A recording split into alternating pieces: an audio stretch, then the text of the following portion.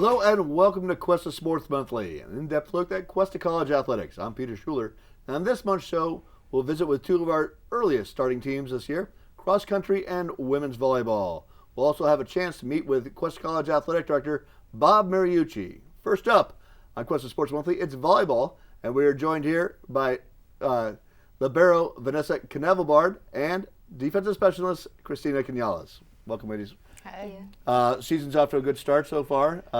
You got actually a little revenge against Modesto last week. Yes. How are you feeling about the group? We'll start with you, Vanessa. This is your second year with the team. Mm-hmm. How are you feeling about the progress of the last couple of years? I feel like this team definitely has the desire to win a lot, which is really nice. I just feel like it's nice too because we all come together. We're like super team based. We all really get along together, which is really rare for a team because you 15 girls, different personalities, but we all get along super well.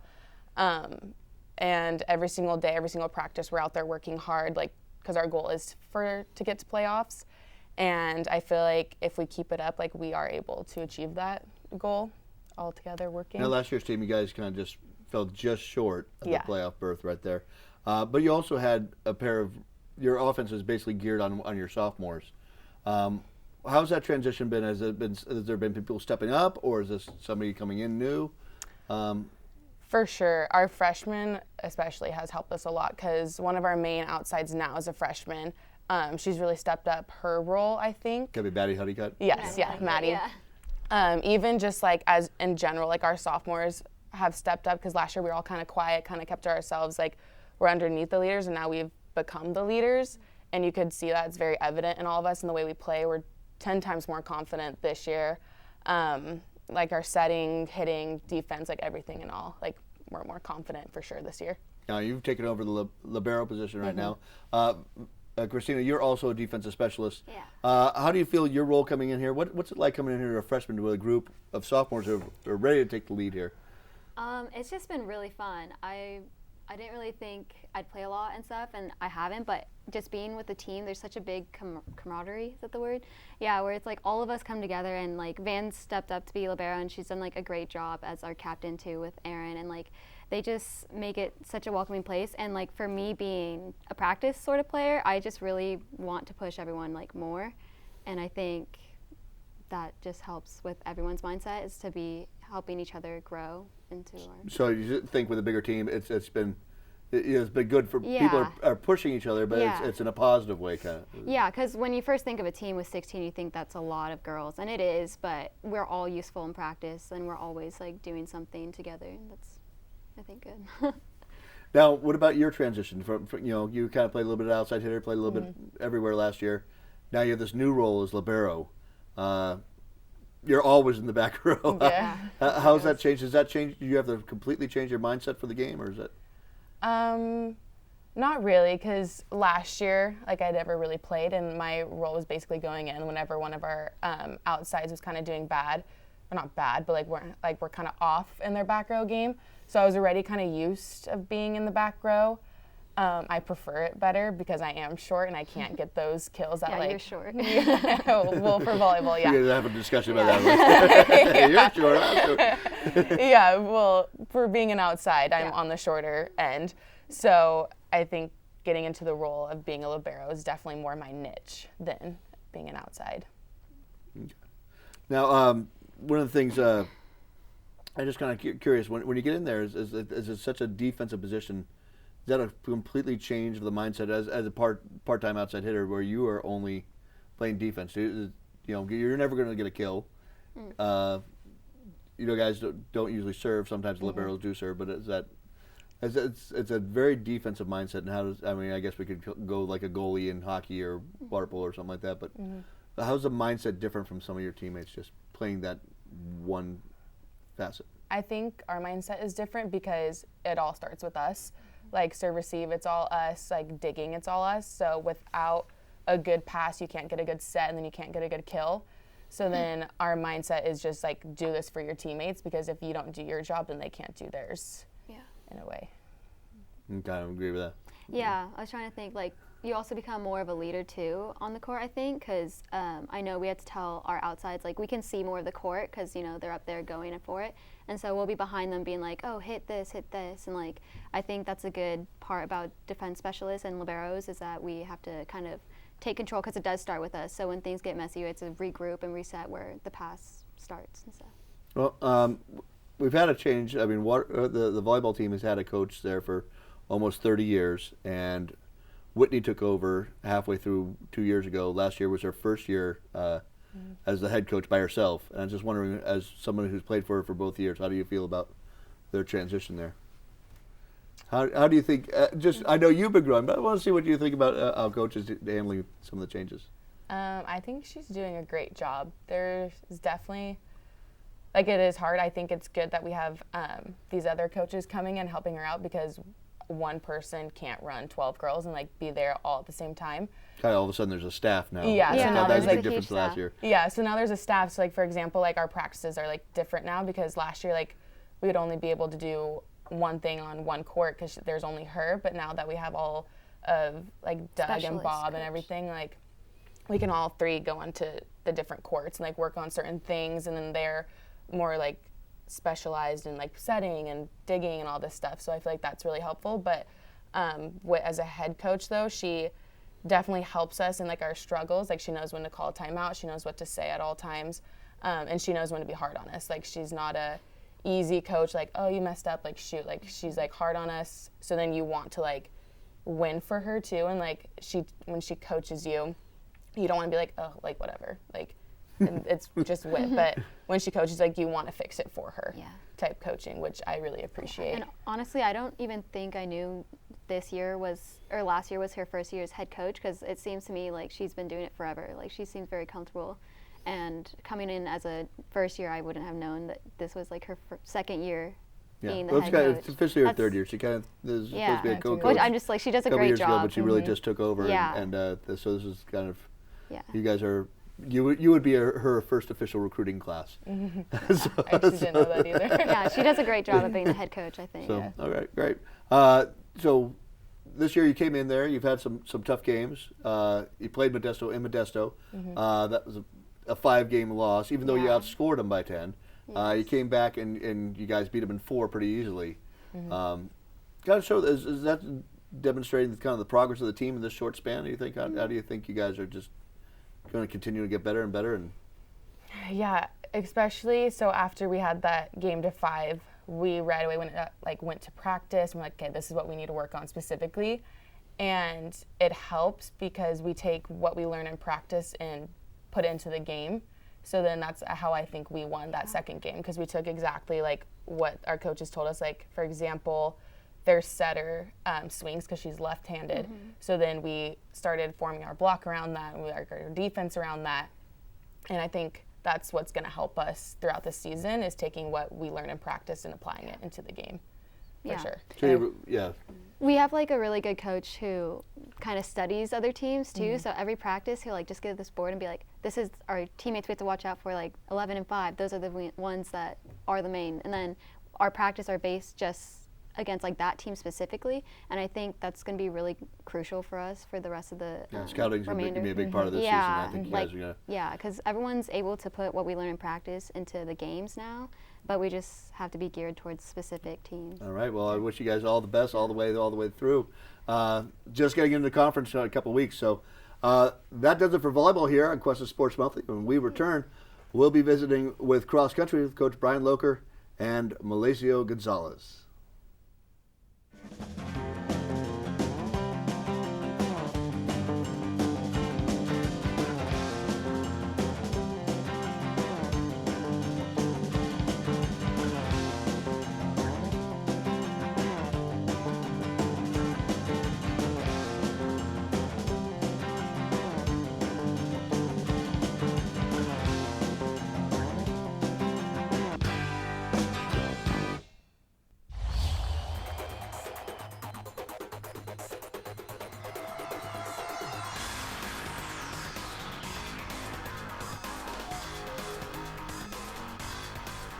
Welcome back to Cuesta Sports Monthly. I'm Peter Schuler, and I am now joined by Cuesta College cross-country coach Brian Locher and his sophomore Harrier, Malacio Gonzalez. Welcome, Malacio. Welcome, Brian. Back to another round out here at Cuesta Sports Monthly. Yeah. You guys just got going. Came back from the SoCal preview. Pretty good showing there. How's the season starting off for you? I'll start with you, Malacio. How are you doing? The season's going pretty good. We're a really young team. We've got a lot of freshmen or first-time runners this year. So it's a learning curve, even for us. Me as a second year, but we're still doing pretty good. Now, last year you had a freshman year. You went to state as a state qualifier. Mm-hmm. Then you had a good track season. Talk about a little bit about your development here at Cuesta. How's that full year under your belt changed for you?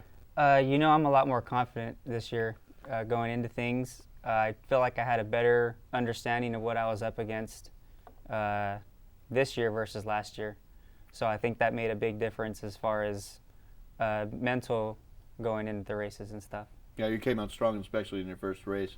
Do you feel as a sophomore now, kind of with a younger team, that you're kind of thrust into a leadership role as maybe even the team spokesman, apparently?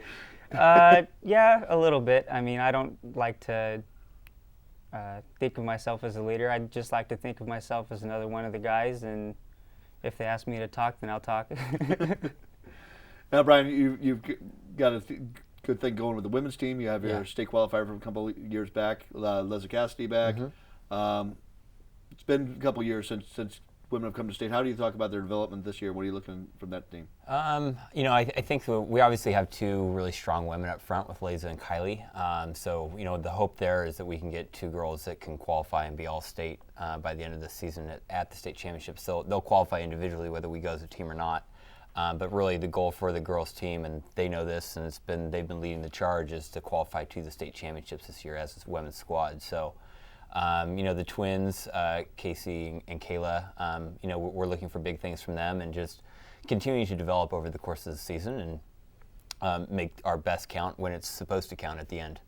Yeah, you guys got going with the Tour de Cuesta. Yeah. Pretty good showing overall from you guys. What do you think about that? It was a pretty hot day out there. Yeah, for the first race. I think that we've had a little bit of a mixed bag so far this season. We're just kind of working out some kinks in terms of getting past a little bit of early season injury issues and finding the right mix of workouts for all the athletes. And I actually feel like we're getting really close. So the women had a good showing individually, though we didn't score as a team at Tour de Cuesta, and the guys sort of the same thing. Yeah. Well, you talk about it, and you can talk about this a little bit, but you have kind of a mixed bag with the women's team. You have some people who have been kind of more shorter distance runners, and then you have some longer distance runners. So how does that change with the training? So you really have to change, even though you have a team, you have to train each of them individually? Yeah, I mean, I predicate my coaching on individual training and trying to find the right fit for each athlete, rather than like sticking them into a cookie cutter mold of what we do here at Cuesta College. So I'm definitely like a distance heavy coach. I want the athletes to run as much volume as they can, but if that fails, then we start switching and we just go to more intensity work as the season progresses. And that case in point this year is we actually have, like Malacio himself is more of a volume runner. He wants to run high volume, and a lot of the guys on their team just aren't. They're too young in their development to be able to do that right now. So those guys are switching to more of a high intensity training system. Now, Malacio, when you're running and you're doing a lot of volume and stuff like that, you feeling, right now the track out there, we have the big mountain out there. Would you prefer a flatter track or the little more mountainous range, or a little bit more hilly run? Oh, you're talking about on the course. On the what, course? What do you feel more comfortable with? I've been doing it long enough that it's all the same to me. Yeah, it's one foot in front of the other. Yeah, keep going. Take every step as it comes and just go for it. Because if you let the course dictate your race, you're never going to have a good race.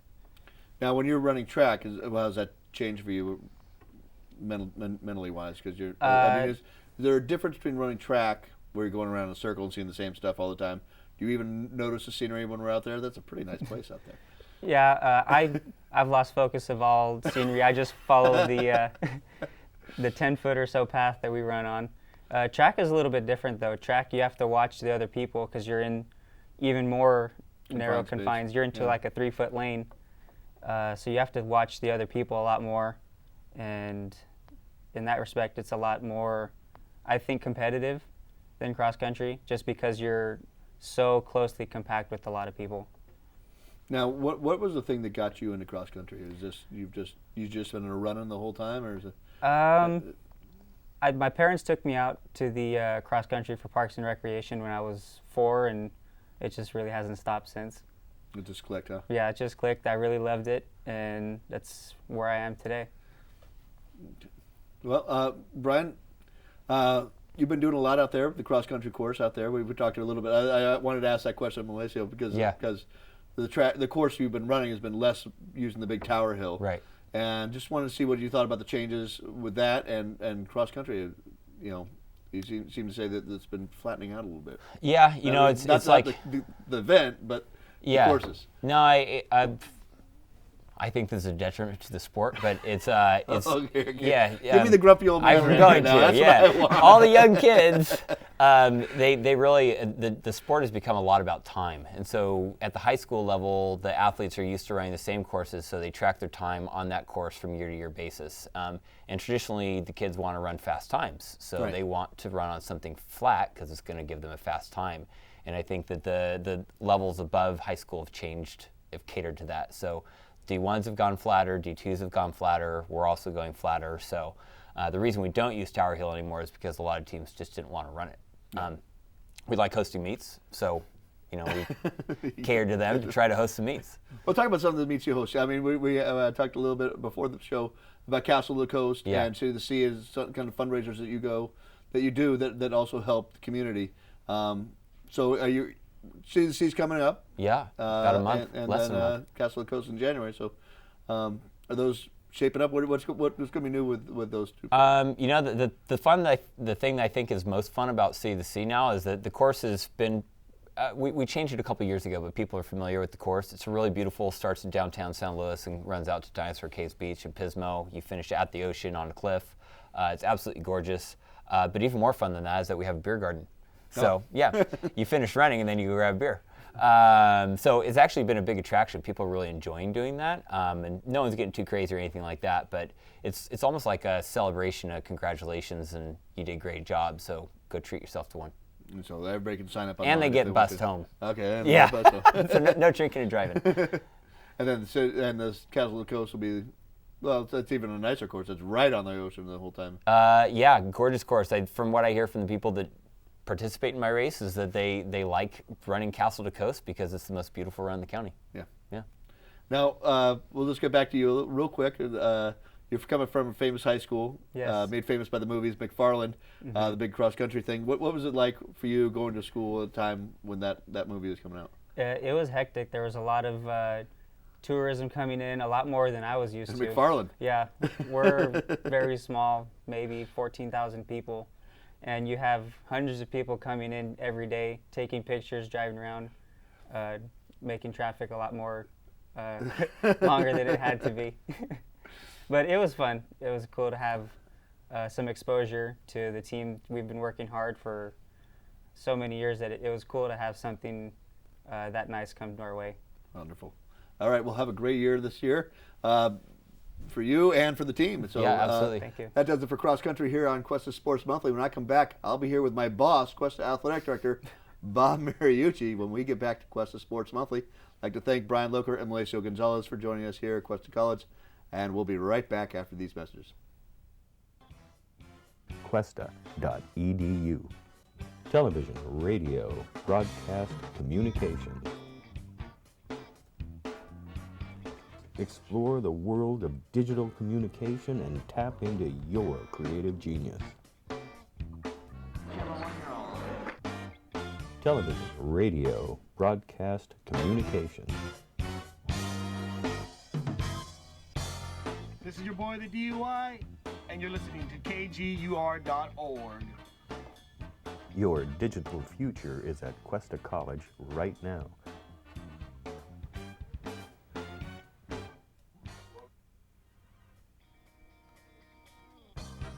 Log on to Cuesta.edu now for enrollment dates and class information.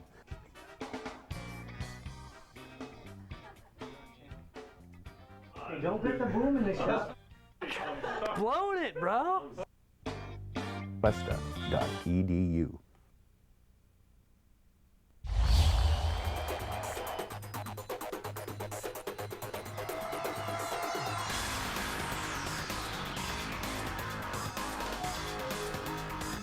Welcome back to Cuesta Sports Monthly. I'm Peter Schuler, and I am joined by Cuesta College Athletic Director Bob Mariucci. Bob, welcome back to Cuesta Sports Monthly. Thanks, Pete. It's our annual little check-in to see what's happening over there at the athletic department. Yep. So what's new for this year? Coming back, everybody's back in the shop. Yeah, I actually, coming into this year, I think our whole department and athletic programs kind of under refreshed excitement because we had a lot of things going on last year.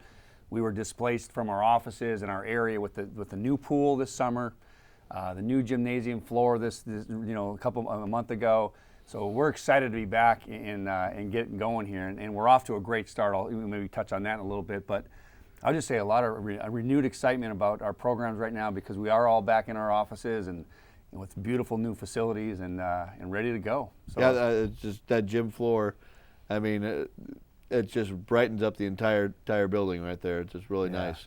And volleyball's come out there and started off playing well at home, especially. Yeah, So if people don't know, we had our pool complex, aquatic center refurbished. All redone and beautiful new pool, as you know, as the women's water polo coach. And then the gym floor, like I said, it's spectacular. I mean, way above my expectations. It just brightens up our gym. Just beautiful, and it's nice to see those athletes competing on a safe floor too. That it's not just about the looks; it's about what it was. It was not after 40 years, it was getting to be hazard out there. Yeah. So I can see that. That was it. Just really is a nice floor out there, and I think everybody's been very happy with it. Very proud of those facilities, and as a U.S. coach, is the same thing. So, like I said, very proud and excited about our upcoming year. Yeah, and you were all displaced for a full year. I mean, half the department was on one end of the campus, and the other half was up in the library building. So, you feeling kind of got your team back together, I guess, huh? Yeah, no, seriously, you're right, Pete, on that. Just everybody's together, and I'll just say this about the teams right now. Our teams, I think we're off to a great start. I mean, women's soccer playing right now. They're 5-0, and the volleyball team, as you heard earlier, off to a tremendous start. So, both water polo teams, and so. We're excited, and I'll even say this too. Even our fall sports, baseball and softball is exciting right now. They got a lot of girls out there, and so our whole department is kind of ready to go. And wrestling just getting ready to kick off next week. Yeah, So everybody's kind of in action. Yeah. So it's exciting. So what are some of the new things you got going here for Cuesta College? Everybody's back in there. What are your big plans as you see it for the department? There's been some talk about beach volleyball. There's been some talk about other things. Have you gotten, now that you're getting settled back in, is it too early to ask to see what's next, or is? Well, as far as adding sports or whatever, the beach volleyball, to complement the women's volleyball program has been talked about, and maybe that's in the very near future, maybe but it does take some resources and planning on adding a sport, but other than that, just really good numbers with the sports we have right now, and just continue to be successful in what we do. Every year we turn out great young men and women to the next level, and I hope to continue doing that and just keep keeping our teams full and flourish and so forth. So as far as plans for expanding or anything right now, just other than maybe that conversation, but we're doing well with the ones we have. Well, it's just with all those volleyball girls out there. I think they were talking about it earlier. So did they? I would ask part of them. Did they bring it up? Not on camera, but no. Okay. So now we got the gym floor. The pool's done. Are there any more big projects in the area on campus, or is it? Well, we have projects out at the track. We need to complete the bleachers out at the track, and Coach Loker and a lot of community members have been working on that. To try to kind of complete the track out there because it's a beautiful track. But not much. There's no seating, and that's a big part of what we need to do in the near future here, very near future. I think softball has aspirations of fixing up their facility with our new Janelle, our new coach, full-time coach, and so we're just plugging, trying to continue. Yeah, we can talk about the track got refurbished and everything's kind of coming together a little bit here and there, huh? Yeah. So. Yeah. We talked a little bit about the community and involved in how important is community involvement here for Cuesta College and Cuesta College athletics in general? Great. I say this maybe every year. When we reach out to the community to help with fundraising, booster club, whatever it might be, they're just so generous to not only us, to Cal Poly, to the high schools. We really have a great community that supports Cuesta College. and for great reasons. This is a great institution. A lot of local athletes this year. It seems like, a lot of local kids coming here on the Cuesta Promise. So tremendous community support, and that it's reflective in our athletic program, because when we do have to reach out for financial support, they're willing and able to help us out. So a lot of great partners, corporate partners, and business people. So couldn't do without them, really, of the support they've given us and continue to give to us. Longtime supporters in all of those areas. So. Yeah, I think we're talking about that. The coaches are talking about offering full ride scholarships to local students because of the state promise, and then the Cuesta promise gives those first 2 years for free. So it's a big bragging point for them to get a full ride scholarship to Cuesta College.